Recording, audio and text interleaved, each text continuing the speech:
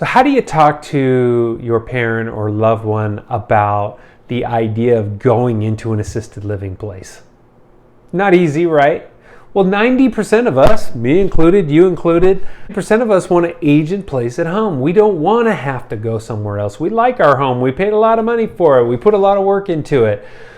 But when you start looking at care costs in the home and you start thinking about what does a caregiver, at $30 an hour for 8 hours a day, 10 hours a day, 24 hours a day, how available are these caregivers out there? How available are the good caregivers that are out there? It adds a lot of stress. Finding a good assisted living community is that you've got a social component, you've got a cost-saving component, and of course you have an assistance component, but it's not assistance all day long.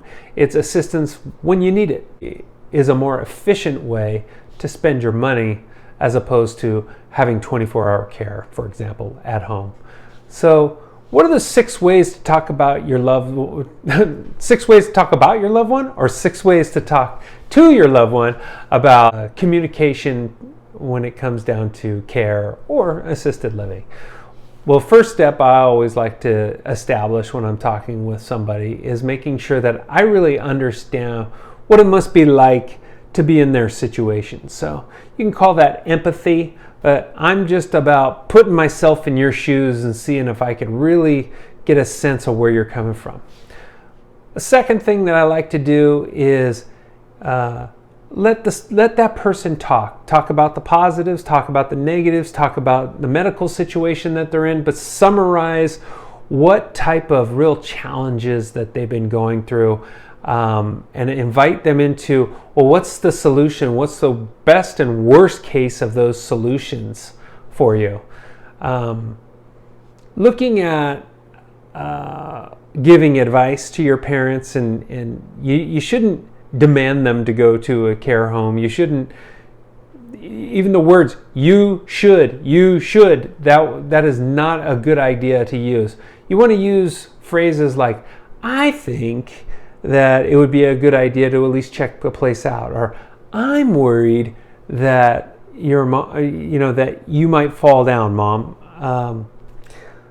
Reframing what they say in casual conversation to promote things like assisted living or care in the home is a really important piece. So I'll give you an example. If somebody's talking about how expensive it is to go out and find a hot meal, or maybe that they don't get any hot meals.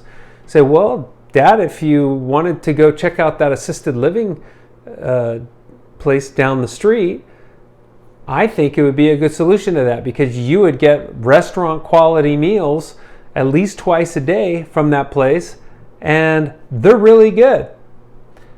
Reframing something that they're griping about into something that could be a real benefit for them is going to be a really good strategy for you.